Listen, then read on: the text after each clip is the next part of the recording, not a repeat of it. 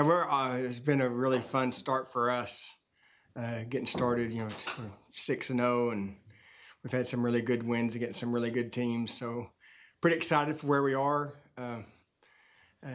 We had a lot of question marks after last year. We lost 3 really good scorers for us, and we also brought in 3 really good freshmen, and they've come in and done a real good job for us. So there's a lot still left to do. I mean, this invite this weekend that's here on our campus is that's been our focus point for the fall. This is where we really should be our best as far as our performances go. We're going to line it up beginning tomorrow and see what happens. Yeah, Coach, what do you like about this, Art Adamson that you guys do every year? Seems like there's a lot of teams that come for that. It is, and it's at home, which is great. I mean, and there are a lot of people that know we have really good facilities, and they like coming to it. It is commemorating Coach Adamson, who I've never personally met, but he obviously was my predecessor for a couple of decades away from me. But the Adamson family, I got to know some of his family before. It's been fun commemorating him and Coach Adamson and the legacy that he has here at A&M.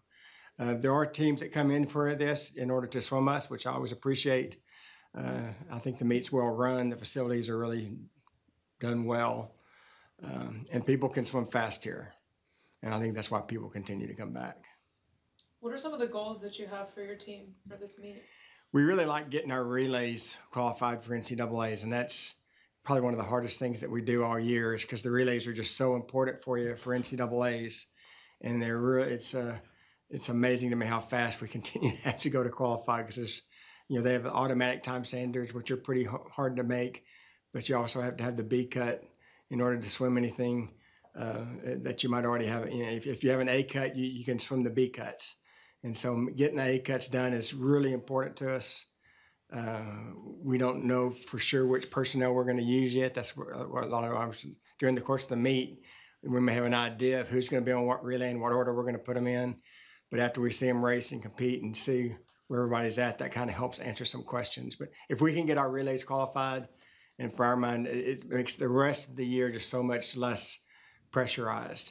We can actually be a little bit more footloose and fancy-free going for stuff, rather than having to be saving people for this relay or saving people for that relay.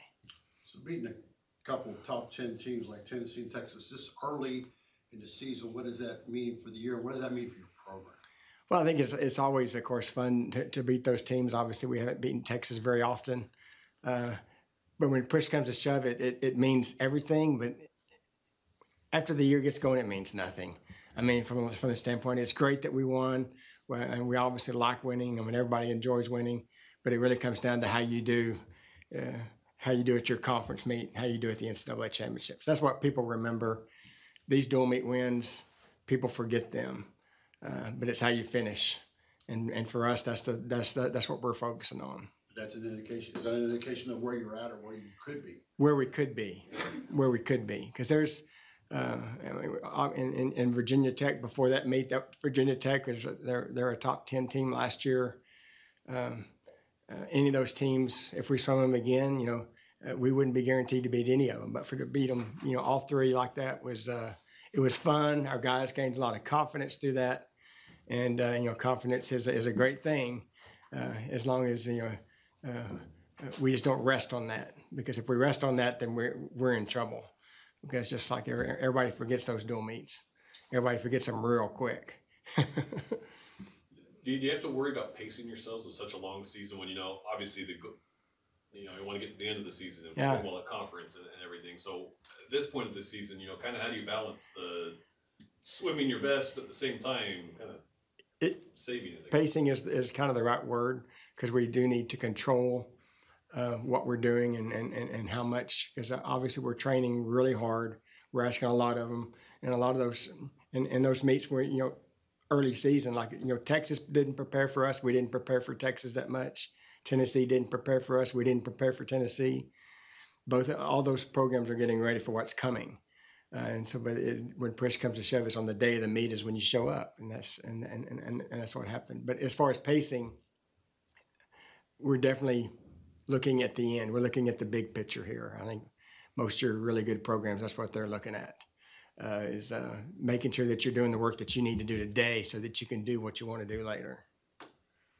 Can you kind of talk about balancing that with also the long course and short course as far as like Olympic qualifiers and stuff like that? And this meet this weekend, we're going to go long course in the morning. And that's how, the Olympic trials and the Olympics are held long course, or most of your world meets are held long course meters. So that's, most of our people already have their trials cuts, but there's always somebody else that really wants them. And that's what this meet, in the morning, we'll have some guys going for that. I guess they'll either want another one or they want to get their first one done. So the long course is important to our sport and what we do. The short course at night is that's the NCAA season. So it is a balance. Your prelims and your finals, but in a lot of ways, the course really, even though it matters, it really just comes down to being able to race 6 sessions in a row. And that's what this is, morning Wednesday, evening Wednesday, just one session after another. You've got a hard race every single time.